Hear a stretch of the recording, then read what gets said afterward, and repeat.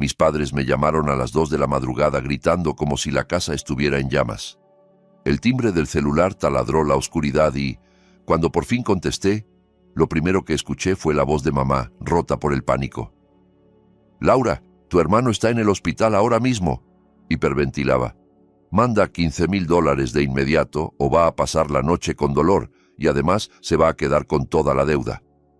Papá se metió a la conversación como un trueno, confirmando cada palabra entre insultos al sistema de salud, al casino, al mundo.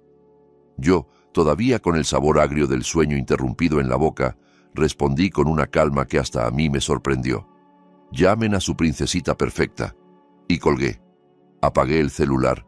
Sentí el peso del silencio llenar el cuarto, y después de quedarme mirando el techo unos segundos, me di la vuelta y me volví a dormir. A la mañana siguiente, la luz se filtraba por las cortinas cuando el teléfono de la línea fija del departamento empezó a sonar como si perteneciera a otra época. Contesté pensando que sería el portero o alguna cosa de la empresa, pero una voz seca, profesional, fue directa. Era una llamada desde la comandancia de policía de Cancún sobre mi hermano Tomás. Ahí supe que lo de la noche anterior no había sido solo un berrinche familiar más. Voy al grano porque la historia es larga y parece una ficción mal escrita, pero no lo es. Me llamo Laura Herrera, tengo 32 años, soy ingeniera estructurista, trabajo en una firma reconocida en la Ciudad de México y vivo sola en un departamento de 2 habitaciones que pago centavo a centavo. Soy la hija mayor y desde que tengo memoria, mi familia ha actuado como si yo fuera su cajero automático personal con piernas. Mis padres me criaron bajo un mandato que nunca estuvo escrito, pero que se repetía una y otra vez como una oración. La mayor tiene que sacrificarse por todos, sobre todo por el único hijo hombre, por el niño de oro. Mi papá, Sergio, se jubiló antes de tiempo de la Policía Federal de Caminos, con una pensión decente, no lujosa, pero estable. Mi mamá, Norma, siempre ha sido ama de casa, orgullosa de sus tapetes tejidos a mano y de sus recetas de cocina, pero más orgullosa aún de ser la mamá de Tomás. Mi hermano menor, Tomás, tiene 26 años, y desde el día en que nació lo coronaron emperador absoluto de la casa. El único hijo, el heredero, el que podía romper cosas y ser aplaudido por tener carácter. Cuando nació Silvia, mi hermana pequeña, 3 años después de Tomás, el guión ya estaba escrito. Ella se convirtió en la princesita perfecta, dulce, obediente, sonriente, con moños de colores y vestidos nuevos para cada festividad. Con solo pestañear un poco, conseguía lo que quisiera, clases de ballet, patines nuevos, un celular antes que nadie. ¿Y yo? Bueno, yo fui la prueba piloto, la que tenía que madurar rápido. Desde que entendí las palabras, escuché lo mismo en boca de mis padres, mis tías, mis abuelos. Eres la mayor, Laura. Tú te encargas de tu hermano y de tu hermana. Así son las cosas. Así es la familia. Nadie preguntaba si yo quería ese papel. Simplemente me lo colgaron del cuello como una placa de servicio. De niña, ser la mayor significaba ceder el último pedazo de pastel, cuidar a Tomás en los juegos del parque, cargar la mochila de Silvia cuando se cansaba, renunciar a excursiones escolares para que el dinero alcanzara para el balón de fútbol de mi hermano. A los 15, significó dejar de ir a cursos de verano para cuidar a mis hermanos, mientras mis padres descansaban tantito en la playa. A los 17, significó estudiar por las noches con una linterna para no molestar a nadie después de haber pasado todo el día ayudando en la tienda de un vecino para ganar dinero extra. Nadie lo decía abiertamente, pero el mensaje estaba tatuado en el aire de la casa. Mis sueños podían esperar, los de ellos no. A los 24, recién graduada de Ingeniería Civil con especialidad en estructuras, regresé a la casa familiar en las afueras de Guadalajara. Pensé que sería algo temporal, 1 año a lo mucho, mientras encontraba un buen trabajo. Ese año se convirtió en un maratón. Trabajé en 3 empleos, turnos diurnos en obras donde revisaba planos a pie de colado, noches de mesera en un restaurante donde aprendí a sonreír aunque me dolieran los pies, y fines de semana haciendo planos en CAD como freelance para un arquitecto medio explotador. Todo con un solo objetivo: pagar la matrícula de Tomás en la Universidad de Guadalajara. Fueron $28,000 en un solo pago, arrancados de mis ahorros como si fuera una transfusión de sangre. Recuerdo el día en que hice la transferencia. Estaba sentada frente a la computadora vieja de la sala, con mamá y papá detrás de mí, respirándome en la nuca. Mamá lloraba de emoción, papá me daba palmadas en el hombro. Tomás, con 16 años, solo sonreía como si le estuvieran confirmando que el mundo había sido diseñado para acomodarse a sus caprichos. «Eres un ángel, hija», susurró mamá. «Dios te va a multiplicar esto». Nadie mencionó que, para que Dios multiplicara algo, primero tenía que sobrarme. Un año después, Tomás abandonó la carrera porque la universidad no era lo suyo. Recuerdo esa conversación en la cocina como si hubiera ocurrido ayer. Yo acababa de llegar de un turno doble y todavía llevaba el casco en la mano cuando mamá, con voz suave, dijo: «Tu hermano está muy presionado, Laura. Las clases no son como él esperaba. Los maestros no lo entienden. Dice que siente que no es su camino». Tomás, recargado despreocupadamente en la puerta, añadió: «No quiero vivir una vida amargada como la tuya, todo el día encerrada en obras y oficinas». Mamá lo abrazó diciendo que los hombres son así, ya encontrarán su camino, y papá se lo llevó a un partido de las Chivas para animarlo. Nadie volvió a mencionar el dinero. Era como si esos $28,000 nunca hubieran existido, como si hubieran sido una especie de tributo natural, algo que el universo me había obligado a pagar por haber nacido primero. 3 años después, Silvia terminó el bachillerato. Esta vez, mamá me llamó llorando, pero no de preocupación, sino de emoción. «Tu hermanita se merece algo especial, Laura», decía por teléfono mientras yo cruzaba un puente peatonal de regreso del trabajo. «Es tan buena, tan aplicada, tan linda, se merece que el mundo se le abra». 2 semanas más tarde yo estaba sentada frente a un escritorio en la agencia de autos, firmando como codeudora de una camioneta blanca, una Jeep Wrangler Rubicon que olía a plástico nuevo y a endeudamiento eterno. Crédito a 48 meses, $480 mensuales descontados automáticamente de mi nómina. El vendedor casi me guiñó el ojo cuando vio mi historial impecable. Silvia me mandó un mensaje de agradecimiento con emojis de corazones, un «Te amo, hermanita, eres la mejor del mundo». Y luego subió fotos de la camioneta a Instagram con el texto «Meta de hermana mayor». Los comentarios eran una mezcla de envidia y admiración. Ojalá mi hermana fuera así, bendecida. Todavía tengo la captura de pantalla. Ninguno de esos comentarios mencionaba los turnos extra, las ojeras, la ansiedad de revisar el estado de cuenta el día 15 de cada mes. El año pasado, mamá me despertó a las 3 de la mañana, esta vez histérica porque las tarjetas de crédito estaban al tope. $9,000 en consolas, pantallas y sillas gamer para Tomás, ropa de marca, maquillaje caro y accesorios para el contenido de Silvia. Esa noche fue casi caricaturesca. Yo, semidormida en mi departamento de la Ciudad de México, escuchando a mamá llorar por el altavoz. «No sé qué pasó, hija. Los intereses se comieron todo. Solo queríamos consentir un poco a tus hermanos. Se lo merecen. Trabajan tanto». Papá, de fondo, murmuraba que los bancos eran unos usureros y que antes, en sus tiempos, las cosas eran distintas.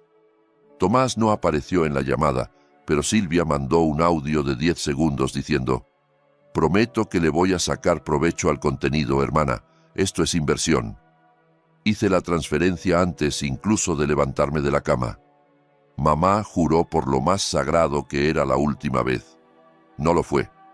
Cada vez que intenté decir que no, el guión ya estaba ensayado. Mamá lloraba y se convertía en mártir, hablando de todo lo que había sufrido por nosotros. Papá se ponía callado, dejando caer frases como: «Nunca pensé que criaríamos a una hija tan fría». Tomás me llamaba egoísta, diciendo que todo lo que tenía era gracias a los sacrificios de la familia. Silvia me dejaba de hablar semanas enteras y publicaba indirectas en redes. A veces los que más tienen son los que menos quieren ayudar. El mensaje era clarísimo: Si no pagaba, no era parte de la familia. Si no ponía dinero, era mala persona. Fue entonces cuando empecé a llevar una hoja de cálculo. Nada complicado. Columnas de fecha, concepto y monto. Matrícula, camioneta, rescates de tarjeta, emergencias médicas que resultaron ser compras en línea, préstamos que nunca volvieron, escapadas de fin de semana que supuestamente necesitaban para despejarse. La cifra fue creciendo como una criatura silenciosa. Pasó de los 50.000, luego los 80.000. Cuando rebasó los $120.000, me quedé mirando la pantalla, con las manos temblando sobre el teclado.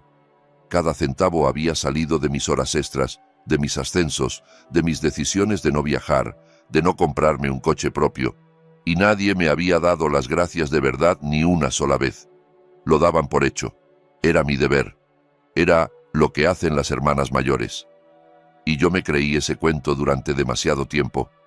Cuando por fin me mudé a la Ciudad de México a los 24, con una oferta de trabajo que por primera vez me hacía sentir valorada, pensé ingenuamente que la distancia pondría un freno a la sangría. Imaginé que, al no verme físicamente, se volverían más independientes, que aprenderían a resolver sus cosas. No fue así. Las peticiones simplemente cambiaron de forma. Dejaron de ser golpes en la puerta de mi cuarto y se transformaron en notificaciones de apps de transferencia y mensajes de solo esto y ya. CL, aplicaciones de bancos, plataformas que ni conocía, todas tenían el mismo propósito: convertir mi esfuerzo en efectivo instantáneo que nunca volvería. Seguía diciendo que sí la mayoría de las veces porque la culpa pesaba más que el saldo de la cuenta. Mi mamá me había enseñado que decir no a la familia era el pecado máximo. Pero empecé a despertarme en la noche con taquicardia, mirando el techo, preguntándome si alguna vez podría comprar mi propio departamento, hacer mi propia vida, o si mi futuro iba a consistir en seguir desangrando dinero hacia esa casa de Guadalajara para siempre. En una de esas madrugadas, sentada en la cocina con una taza de café frío, entendí por fin que, para ellos, yo ya no era una hija, era un recurso.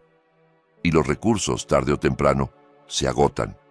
Hace 2 meses, Tomás irrumpió en el grupo familiar de WhatsApp con un mensaje que sonaba a anuncio de película.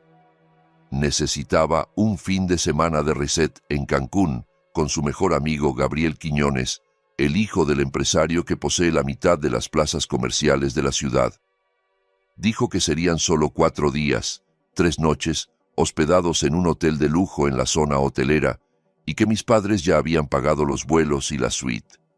Antes de que yo pudiera procesarlo, Silvia escribió que se apuntaba para sacar contenido, con un emoji de cámara y el clásico guiño. Tú tranquila, hermana, yo voy de ride con Gabriel, costo 0 para el fondo familiar. Añadió, como si estuviera haciéndome un favor. Me enteré de la verdad como todos los demás, por las historias de Instagram de Silvia. Ahí estaba, en el aeropuerto de Guadalajara, posando frente a la terminal privada con una maleta Louis Vuitton que yo nunca le había visto. El texto decía, gracias mami y papi, los mejores del mundo. Le tomé captura y se la mandé a mi mamá con un solo signo de interrogación. Respondió casi al instante, solo le pagamos a Tomás, cariño. Silvia dice que ella se cubre y Gabriel la ayuda. Traducción simultánea. Le habían dado a Tomás unos $3.000 en efectivo y se hacían de la vista gorda con todo lo demás. Esa misma noche, Tomás me escribió por privado. Hermana, por una vez tu cartera descansa. Mis papás me cubrieron al 100%. Estás libre, jajaja. Le contesté, ok, y dejé el chat en visto. Esa fue toda nuestra conversación antes del viaje. Los 3 volaron un jueves por la mañana. Yo estaba en medio de una revisión de cargas en un proyecto de oficinas cuando empezaron a llegar las primeras historias. Tomás subió una selfie en la pista, con Gabriel y Silvia, los 3 con lentes de sol combinados y el texto Cancún Takeover. Silvia subió un video recorriendo el interior de un pequeño jet privado, enfocando los asientos de cuero y las bandejas con champaña. Sé que la familia de Gabriel tiene dinero, pero no nivel jet privado. Recuerdo haber pensado, ¿quién pagó eso? y luego obligarme a regresar la atención al plano estructural, porque estaba harta de preocuparme por cosas que no podía controlar. Al llegar a Cancún, empezaron a inundar las redes con su vida de película. Check-in en una suite con 2 recámaras, ventanales enormes que se abrían al mar turquesa, bar privado lleno de botellas con etiquetas que yo solo había visto en revistas. Silvia armó su aro de luz en el baño de mármol, enseñando outfits con la etiqueta todavía puesta. Tomás se grabó tirando fichas de $100 en una mesa de juego como si fueran palomitas. Gabriel aparecía de fondo, sonriendo con esa despreocupación de quien nunca ha tenido que pensar en estados de cuenta. Ese jueves en la noche yo estaba en mi departamento comiendo pad thai recalentado cuando mamá llamó solo para saber cómo estaba. En realidad quería narrarme el viaje de Tomás como si fuera un partido de fútbol. «Tu hermano por fin se está relajando, Laura», dijo emocionada. «Trabaja tanto buscando su camino». Y ahí casi me atraganto. Se merece esto, se lo ha ganado. Tomás nunca había mantenido un empleo más de 4 meses en su vida, pero en el imaginario de mi madre era un guerrero incomprendido. Mamá siguió hablando de lo orgullosa que estaba de que él viviera cosas lindas y de lo generosa que era la familia de Gabriel. Puse la llamada en silencio un momento y vi otra historia de Silvia, ahora en la alberca de la azotea de otro hotel, con un trago que probablemente costaba más que mi súper de la semana. Desmutié. «Suena divertido», dije, y mamá prometió mandarme más fotos. El viernes amaneció con un nuevo bombardeo de publicaciones. Habían rentado una limusina blanca tipo Escalade para todo el día, con chofer incluido. Había videos de ellos haciendo shots en un brunch en la zona de plazas, luego clips desde un yate privado rumbo a Isla Mujeres. Un TikTok de Silvia bailando en la proa mientras Tomás y Gabriel lanzaban billetes al aire se volvió viral en cuestión de horas. Los comentarios no paraban. «Esa es la vida. Amistades millonarias. Seguro la hermana mayor paga todo». Me quedé viendo ese último comentario más tiempo del que debería, como si alguien del otro lado de la pantalla hubiera olido la historia completa. Esa tarde, Tomás me hizo videollamada desde el casino.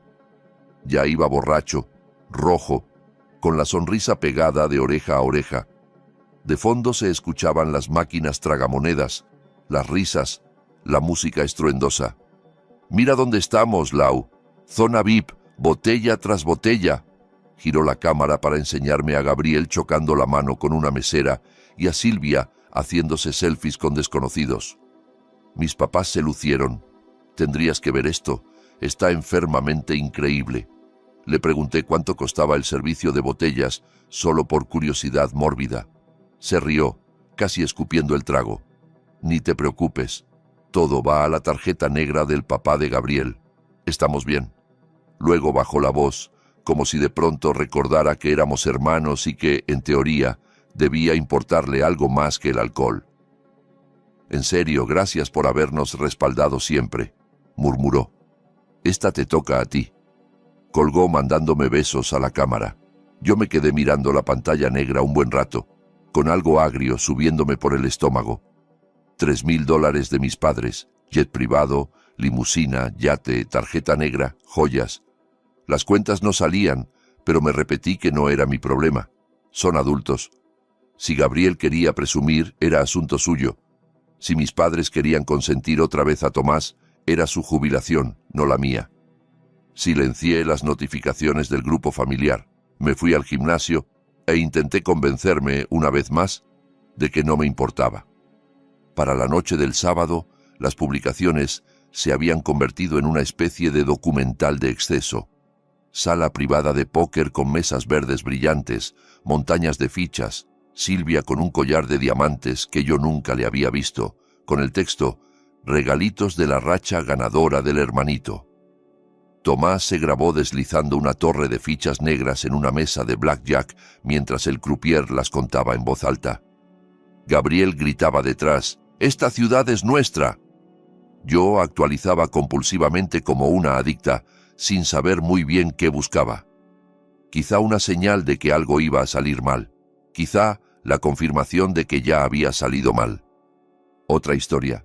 Silvia, probándose una pulsera Cartier de oro rosa en la boutique del hotel, preguntando a sus seguidores, ¿oro rosa u oro amarillo? El precio apareció en una esquina, $42,000. Hizo una encuesta y el 89% votó oro rosa. Yo hice las cuentas a ojo sin necesidad de una hoja de cálculo. La entrada a esa mesa privada no bajaba de $25,000 por persona. 3 asientos, más yate, botellas, joyas, propinas. Fácil. Iban ya encima de los $200,000 en menos de 48 horas. Mi teléfono vibró con un mensaje de mamá. Una selfie de ella y papá en la sala de la casa, sonriendo frente al televisor donde se veía uno de los videos, con el texto, «Súper orgullosos de nuestros hijos viviendo su mejor vida». Añadió una hilera de corazones rojos. Yo conocía mejor que ellos mismos la cuenta de mis padres. Había visto sus estados de cuenta cuando les ayudé a tramitar la jubilación. Conocía los montos de sus tarjetas, los plazos de sus créditos. No tenían ese tipo de dinero. Su jubilación era cómoda, sí, pero no nivel Kardashian. Eso solo significaba una cosa incómoda y repetida. Alguien estaba acumulando una deuda que no podía pagar. Y cada vez que eso había pasado en el pasado, la llamada terminaba llegando a mí. Silencié el grupo familiar, cerré todas las apps y me repetí en voz baja, casi como un mantra, esta vez no voy a limpiar el desastre. A las 2:17 de la madrugada del sábado, el celular empezó a vibrar como alarma de incendio. El nombre de mamá aparecía una y otra vez, intercalado con el de papá. Supe, en cuanto vi la pantalla iluminando la habitación, que la fantasía de Cancún había explotado. Contesté en la quinta llamada, más por curiosidad que por compasión. «Laura, Dios mío, Laura». Mamá hiperventilaba entre sollozos. «Tomás está en urgencias». Lo golpearon. La seguridad del casino le rompió las costillas. Está gritando de dolor. Papá me arrebató el teléfono con un movimiento brusco. Su voz sonaba rota, gastada. «Tu hermano perdió la cabeza en las mesas», dijo. Se quería ir sin pagar. Los guardias lo tiraron al piso y lo patearon. Tiene 3 costillas fracturadas, posible pulmón perforado. Está en el Hospital San Bartolomé de Cancún. Le están reteniendo la credencial porque firmó pagarés por $5,000 que no puede cubrir. El hospital no quiere darle los analgésicos buenos hasta que alguien pague en efectivo. Está suplicando por ti, Laura. Literalmente suplicando. Sentí un escalofrío recorrerme la espalda, pero también algo extraño, como si mi corazón se hubiera envuelto en hielo. Mamá volvió a tomar el celular, prácticamente aullando. «Ya topé todos los límites de transferencia. No puedo mandar ni un centavo hasta mañana. Haz una transferencia, una app, lo que sea. Te juro por mi vida que el lunes te lo devolvemos». Me incorporé en la oscuridad, apoyando la espalda en la cabecera.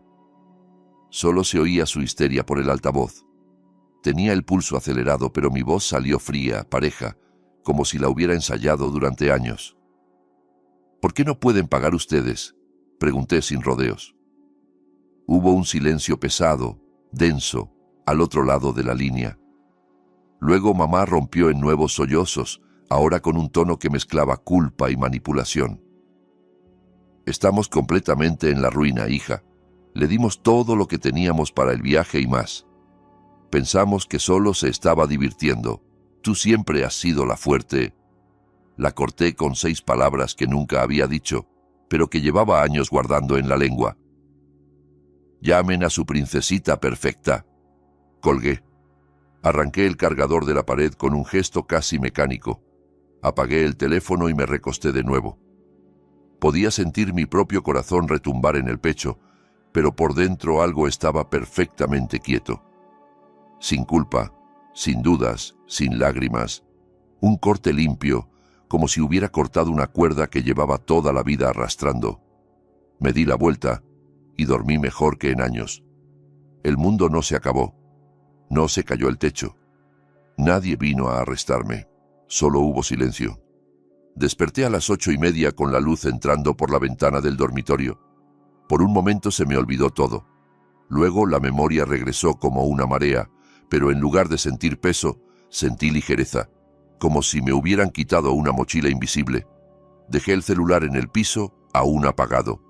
Caminé descalza a la cocina, preparé café de prensa francesa, me di una ducha de 40 minutos, puse una lavadora, regué las plantas del balcón, desayuné yogur con granola mientras leía un libro de arquitectura. Un sábado normal, un sábado mío. No conecté el teléfono hasta casi las 10. En cuanto encendió, el caos explotó. 61 llamadas perdidas, 147 mensajes, buzón de voz lleno. Los textos de mamá empezaban suplicando, con frases como «Por favor, hija, eres nuestra única esperanza», y, minutos después, se volvían veneno. «Está vomitando sangre, lo van a meter a cirugía. El médico dice que 1 hora más sin la medicina fuerte y puede entrar en shock. Estás matando a tu hermano. Nunca pensé que te convertirías en este monstruo». Papá mandó solo un mensaje. «Está preguntando por qué lo odias». Silvia se fue directo a lo nuclear. Subió un TikTok de 30 segundos desde el pasillo del hospital, con el rímel corrido y la voz temblando.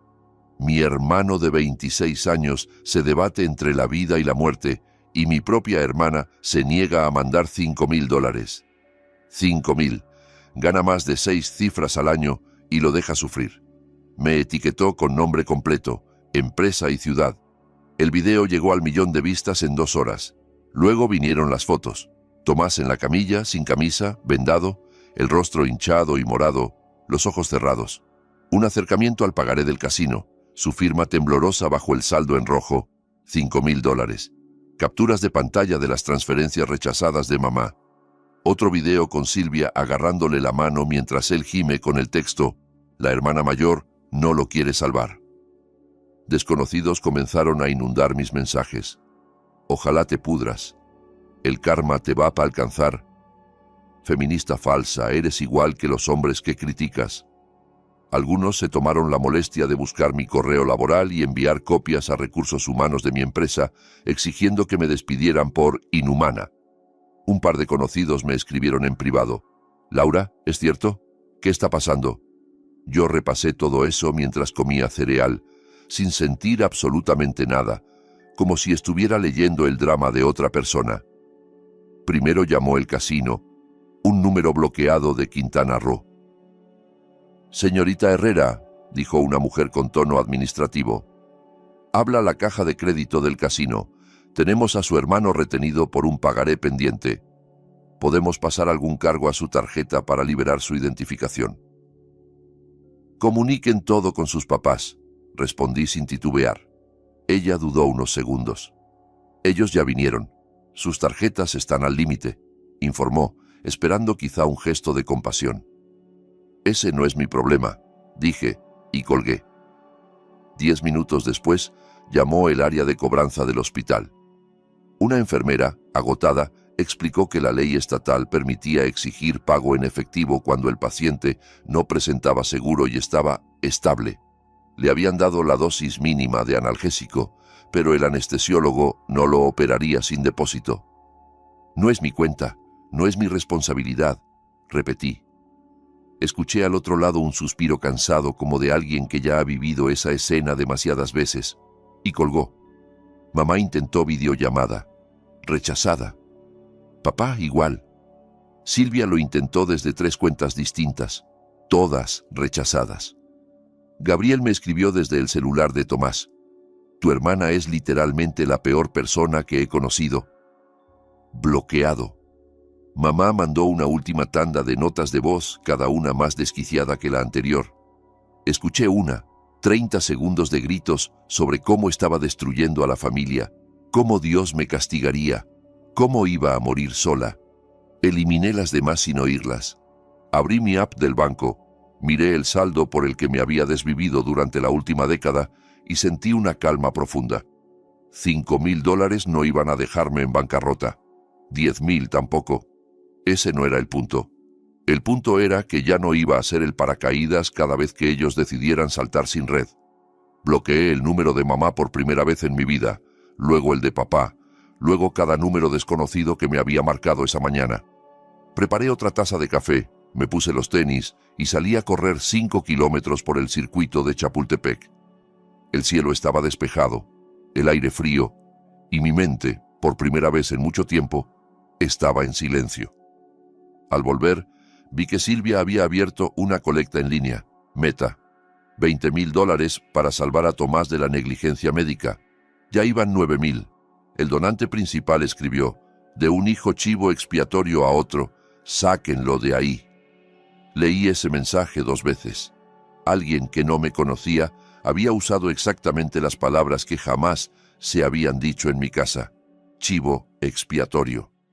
Me bañé, pedí comida tailandesa y trabajé en una presentación para el lunes como si nada hubiera pasado.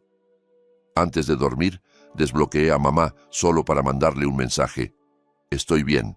No me busquen de nuevo hasta que estén listos para tratarme como hija, no como tarjeta. Lo envié, la bloqueé otra vez y apagué el teléfono. Esa noche dormí 12 horas seguidas. El domingo desperté casi a las 9, con el sol colándose por las persianas y un silencio distinto en el departamento. Hice café, abrí la puerta del balcón para dejar entrar el aire frío de la ciudad, y entonces conecté otra vez el celular.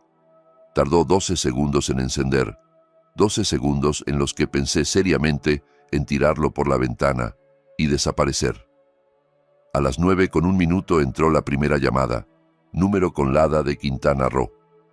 Contesté mientras removía la avena en la olla. ¿Laura Herrera?, preguntó una voz masculina, calma. Habla el oficial Ramírez, de la Policía Municipal de Cancún. Lo llamo por su hermano Tomás. Lo puse en altavoz y seguí moviendo la cuchara. «Adelante», dije. Anoche, aproximadamente a la 1:40, seguridad del hospital nos llamó, explicó. El señor Herrera agredió a un supervisor del casino. El hombre necesitó 12 puntos de sutura sobre la ceja. Durante la detención descubrimos que su hermano utilizó una credencial de elector falsa con un domicilio de la Ciudad de México para abrir una línea de crédito de $50,000 en el casino. Está bajo custodia acusado de fraude, agresión y posible usurpación de identidad. La fianza quedó en $8,000 en efectivo. El hospital exige además un depósito de $6,000 por la cirugía de las costillas. Probé la avena, le faltaba sal.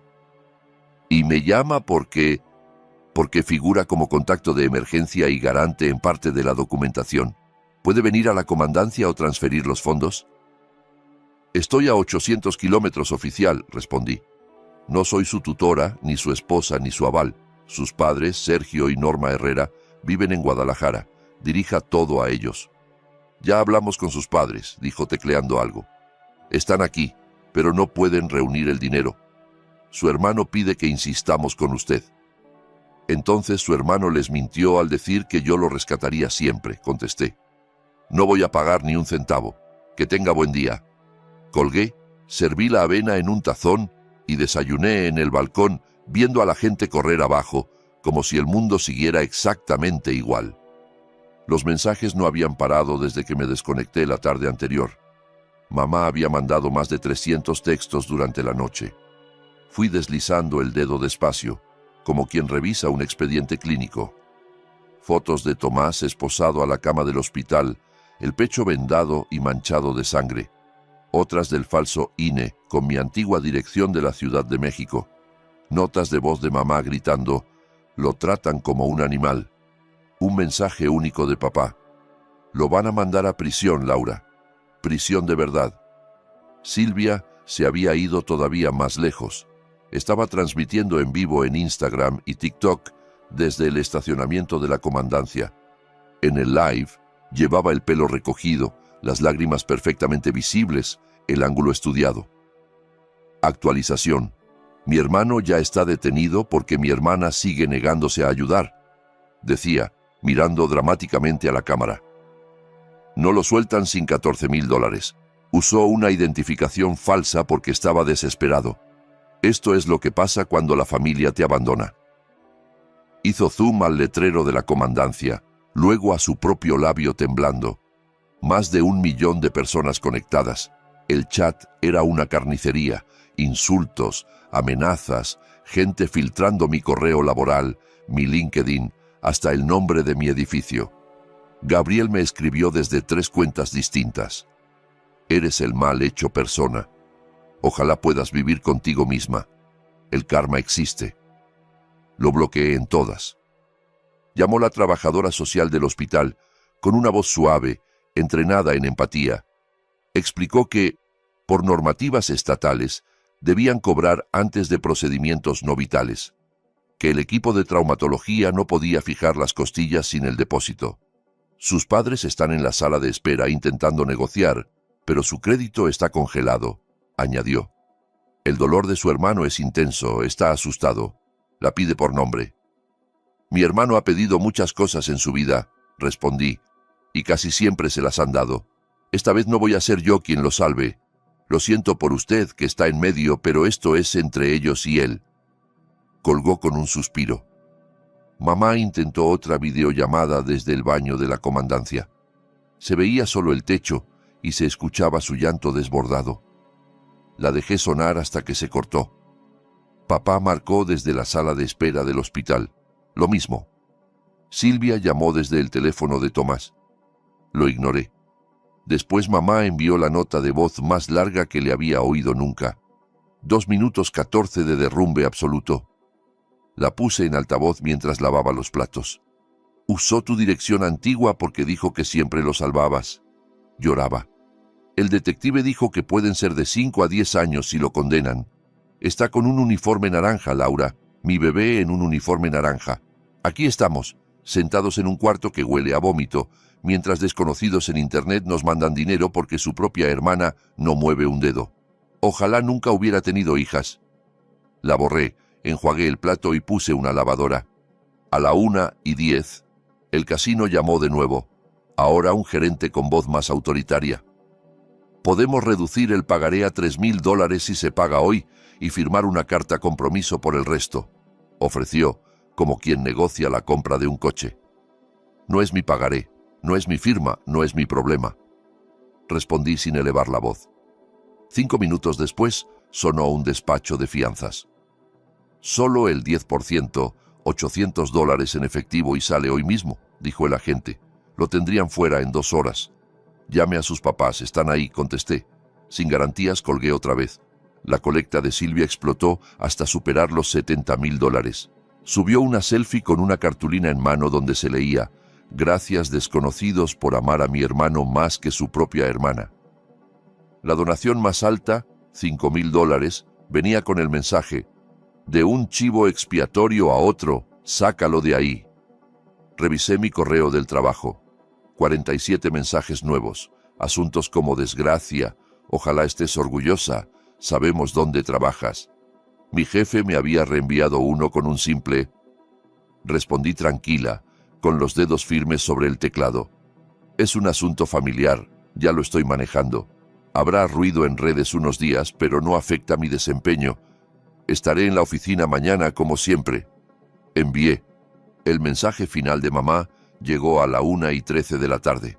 Lo trasladan esta noche al penal si nadie paga la fianza. Se acabó la cama de hospital, ahora será piso de cemento. Ganaste. Me quedé viendo esa última frase, esperando el viejo nudo de culpa, el impulso de abrir la app del banco y solucionar todo como siempre. No llegó. Solo silencio.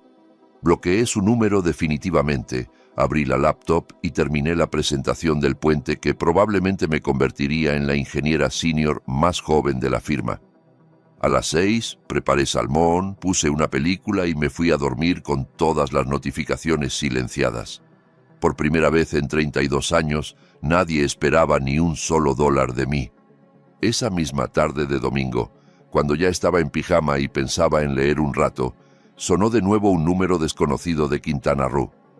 Estuve a punto de dejarlo ir al buzón, pero algo, curiosidad, intuición, costumbre, me hizo contestar. ¿Laura? La voz de papá sonaba hecha polvo, como si hubiera envejecido 10 años en 2 días. Se escuchaba el eco de un aeropuerto lleno de gente detrás de él. Estaba en la sala de abordar del aeropuerto de Cancún, esperando el último vuelo de regreso a Guadalajara. No perdió tiempo en saludos ni preámbulos. Tomás lleva 3 años jugando. Tosió fuerte antes de seguir. No solo fines de semana, cada semana. Primero en línea, luego manejando a todos los casinos que encontraba. Está metido con casas de apuestas, apps de préstamos, líneas de crédito de casinos, $92,000 en total. Nos enteramos tarde. Me quedé de pie en la cocina con un vaso en la mano, escuchando al hombre que me había enseñado a cruzar la calle, a cambiar una llanta, a no dejarme de nadie. Confesar que había permitido que su hijo se hundiera mientras me utilizaban a mí como flotador. La primera vez que lo confesó fue hace 18 meses. Debía 30,000. Siguió. Tu mamá y yo sacamos una hipoteca inversa sobre la casa para cubrirlo. Dijimos que sería solo una vez. Juró que no volvería a jugar. Otra tos, más fuerte. Hace 4 meses pasó de nuevo. Esta vez eran 55,000. Rehipotecamos, exprimimos todo. El banco mandó el aviso final de embargo la semana pasada. 60 días y perdemos la casa si no pagamos. Pensamos que una última gran jugada en Cancún arreglaría todo. Por eso le dimos los 3,000. Dijo que tenía un sistema. Pausó, respirando con dificultad, como si las palabras le rasparan la garganta. Lo perdió todo en 6 horas. Luego empezó a firmar pagarés con identificaciones falsas. Así se armó el desastre de este fin de semana. Puse el vaso en el fregadero con cuidado, como si fuera de cristal delgado. ¿Y me cuentas esto para qué?, pregunté. Sabía la respuesta, pero necesitaba oírsela. Porque ya no tenemos más jugadas, Laura, dijo sin rodeos. La casa, el coche, las joyas de tu mamá, todo está vendido o en garantía. El único activo que queda eres tú. Si sacas un préstamo personal de $100,000, podemos pagar al banco, meter a Tomás a un centro de rehabilitación en serio en Yucatán y mantener un techo sobre nuestras cabezas solo una última vez. Está llorando en la celda, prometiendo que va a cambiar. Firmará lo que quieras. Caminé hasta el balcón, abrí la puerta y dejé que me pegara el aire frío de la noche. Déjame ver si entendí, dije en voz baja. Hipotecaron la casa 2 veces para cubrir sus deudas de juego. Sabían que estaba enfermo y aún así le pusieron dinero en las manos para la última jugada. Y ahora que todo se derrumbó, quieren que yo me endeude por 6 cifras para rescatarlos de las consecuencias que ustedes mismos crearon. La voz de papá se quebró. Es nuestro único hijo, susurró. Miré el horizonte de la ciudad, los edificios recortados contra el cielo azul oscuro, las luces parpadeando como estrellas a ras de suelo. Ese es el problema, papá, respondí. Siempre han tenido solo un hijo y 2 hijas que nunca contaron. El silencio se alargó tanto que pensé que la llamada se había cortado. Cuando habló, lo hizo casi en un susurro que nunca le había escuchado. Por favor, Laura, te lo ruego. Estoy de rodillas en este aeropuerto. Pude imaginármelo, ahí, con el uniforme de jubilado, los zapatos gastados, tal vez el orgullo hecho añicos. Cerré los ojos. Toda la vida me dijeron que la familia iba primero, dije, que la mayor tenía que cargar con todos. Ustedes inventaron esa regla, yo la obedecí durante 32 años. Pagué estudios, carros, viajes, consolas, errores, caprichos, y en cuanto dejo de hacerlo, soy la villana. Empezó a llorar, un llanto feo, entrecortado, que nunca había escuchado en él. Lo siento, dijo por fin ronco. Sé que te fallamos, sé que siempre lo pusimos a él primero, pero si no nos ayudas, lo perdemos todo. Tomás va a la cárcel, tu madre y yo nos quedamos en la calle. ¿Eso quieres? Vi un halcón girando alto sobre la ciudad, una mancha oscura recortándose contra el cielo. No, no es lo que quiero, respondí. Pero es lo que ustedes construyeron, y yo ya no voy a pagar por eso. ¿De verdad vas a dejar que tu hermano se pudra en la cárcel?, insistió, con una mezcla de incredulidad y reproche. Tiene 26 años, dije sin temblar. Tomó decisiones de adulto. Que enfrente consecuencias de adulto. Por favor, repitió, ya sin argumentos. Adiós, papá. Colgué.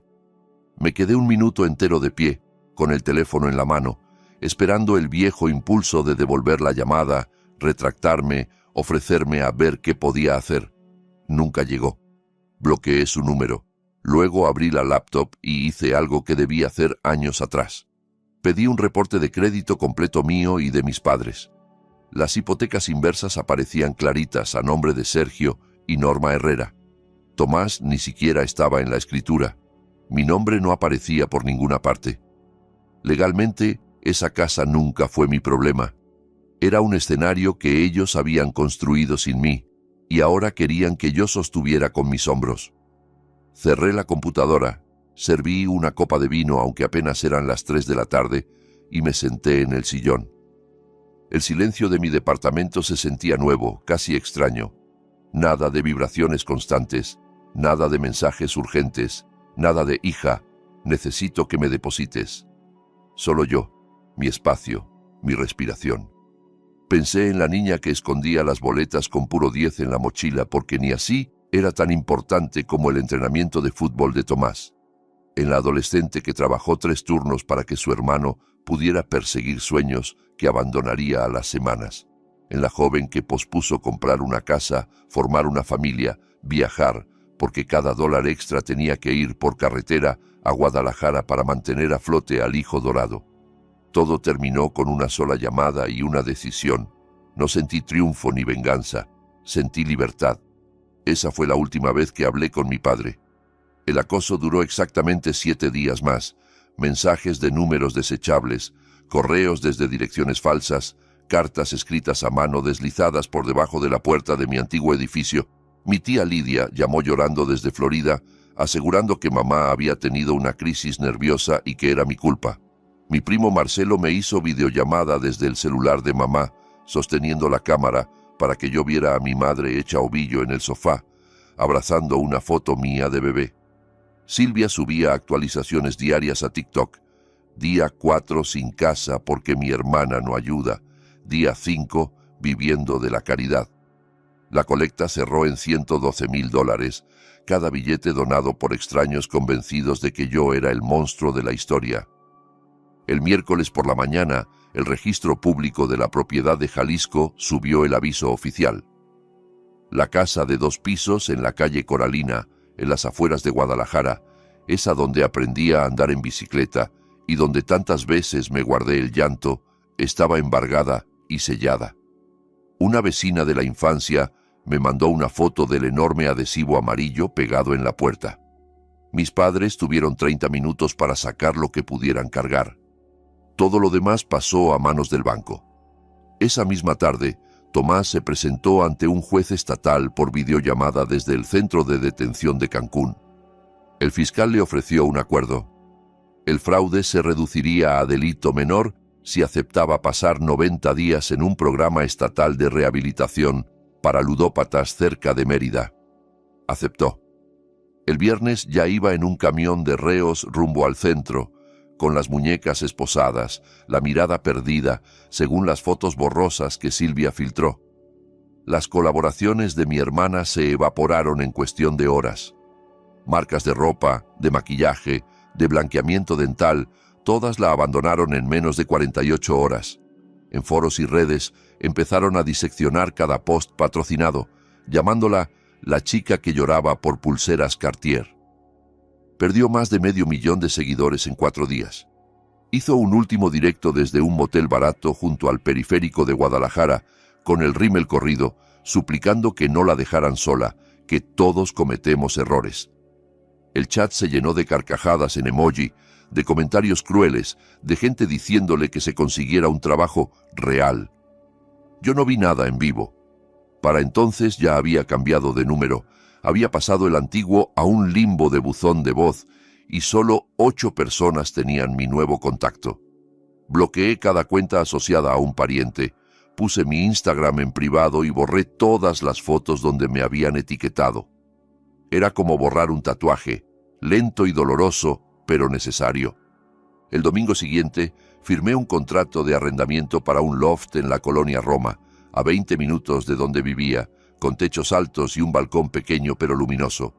Decidí que si iba a empezar de cero, también merecía un espacio que se sintiera realmente mío. El lunes a primera hora llegaron los mudanceros.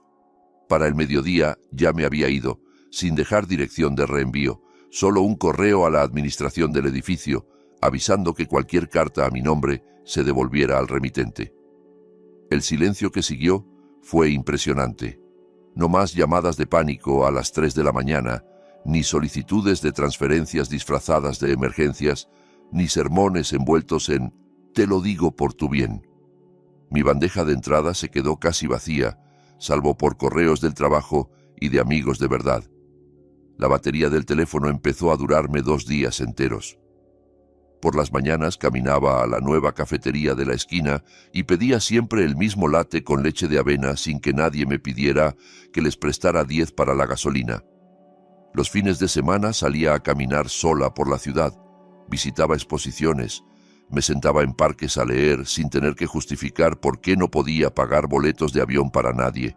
Descubrí pequeños placeres tontos, comprar flores para mí, probar una pastelería nueva, tomar un Uber sin sentir culpa.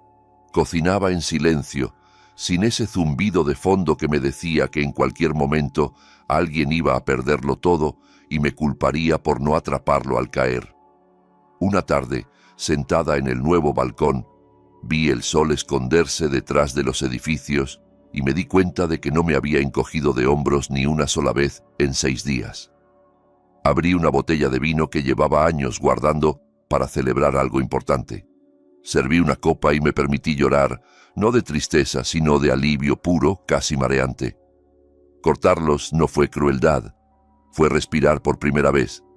Entendí por fin que el amor no exige autodestruirse, que poner límites no es traición, que elegirme a mí misma no era un castigo que les estaba imponiendo, sino la consecuencia que ellos mismos se habían ganado. Una deuda impaga más, una mentira justificando otra, una hipoteca sobre el futuro de su hija mayor para que el hijo favorito siguiera jugando. Revisé la base de datos de internos del Estado solo una vez, más por costumbre que por otra cosa. El nombre de Tomás aparecía como en programa de rehabilitación estatal. Cerré la pestaña y no la volví a abrir.